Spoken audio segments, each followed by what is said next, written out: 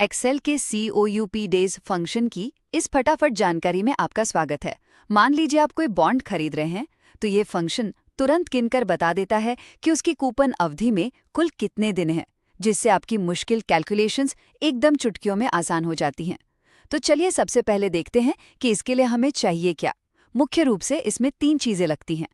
पहला है settlement date, यानी जिस दिन आपने बॉन्ड खरीदा। दूसरा मैच्योरिटी डेट, जब आपका बॉन्ड एक्सपायर होगा। और तीसरा है फ्रीक्वेंसी, जिसका सीधा सा मतलब है कि साल में आपको पेमेंट कितनी बार मिलेगी। जो ध्यान रहे, सिर्फ 1, 2 या 4 ही हो सकती है। अब आते हैं दूसरी सबसे जरूरी बात पर, यानी तारीखें दर्ज करने का सही तरीका। हम सबको पता है ना कि एक्सेल में गलत फॉर्मेट की वजह से एरर आना कितना इरिटेटिंग होता है।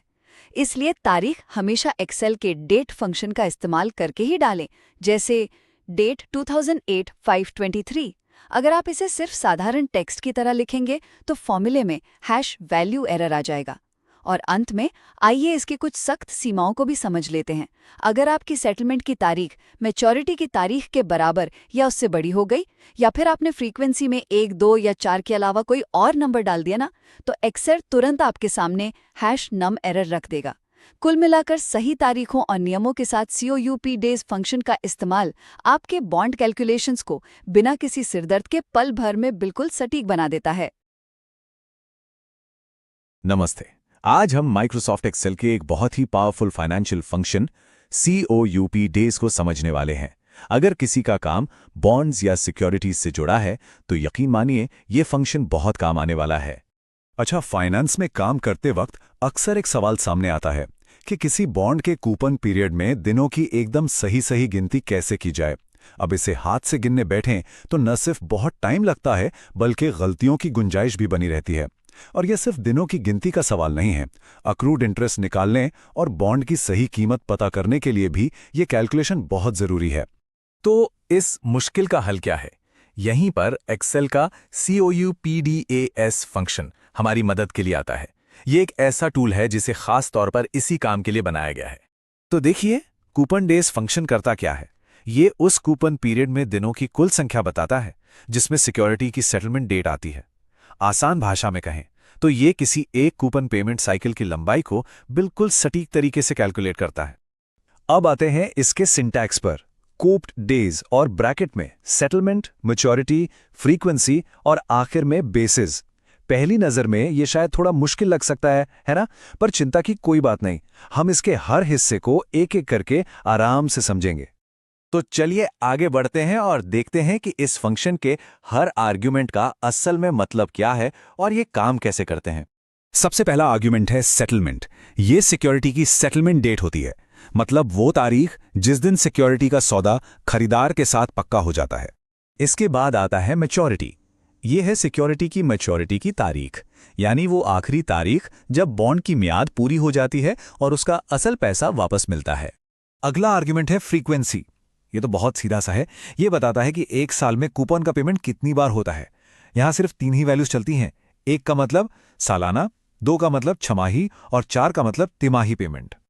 और आखिर में है बेसिस आर्ग्यूमेंट, जो कि ऑप्शनल है। ये एक्सेल को बताता है कि दिनों को गिनने के लिए कौन सा तरीका इस्तेमाल करना है।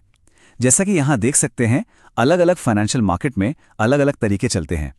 अगर इसे खाली छोड़ दिया जाए तो एक्सेल अपने आप 0 यानी US NASDAQ 30-360 वाला तरीका इस्तेमाल कर लेता है। थ्योरी तो बहुत हो गई, अब देखते हैं कि ये फंक्शन असल में काम कैसे करता है।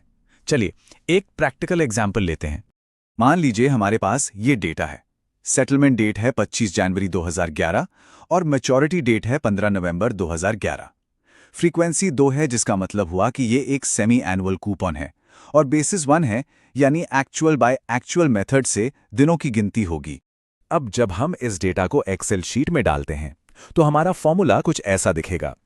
इक्वल्स कूप days A2, A3, A4, A5, जहां हर सेल हमारे डेटा के एक हिस्से को दिखा रहा है।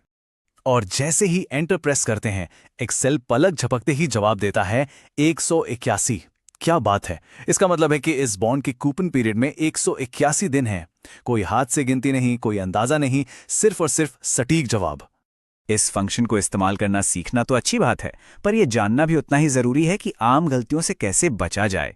तो चलिए अब जरा इस पे भी एक नजर डाल लेते हैं। इन बातों पर ध्यान देना बहुत जरूरी है। देखिए, अगर सेटलमेंट या मैच्योरिटी की डेट सी सही नहीं है तो हैश वैल्यू एरर आ जाएगा। अगर फ्रीक्वेंसी 1, 2 या 4 के अलावा कुछ और डाल दी या बेसिस 0 से कम या 4 से ज्यादा कर दिया तो हैश नाम एरर आएगा। और हाँ, अगर सेटलमेंट की तारीख मैच्योरिटी की तारीख के बराबर या उसके बाद की है तब भी हैश नाम एरर ही आएगा। तो याद रखिए, कूप डेज सिर्फ एक फॉर्मूला नहीं है, ये एक्यूरेसी और एफिशिएंसी के लिए एक जबरदस्त टूल है। ये कीमती समय बचाता है और फाइनेंशियल एनालिसिस में होने वाली इंसानी गलतियों को खत्म कर देता है। उम्मीद है कूपीडेज फंक्शन की ये सारी जानकारी काम की लगी होगी। अब हम ये जानना चाहेंगे एक्सेल का अगला कौन सा फाइनेंशियल फंक्शन है जिसके बारे में सब कुछ जानना चाहेंगे। अपने जवाब कमेंट्स में जरूर बताइएगा।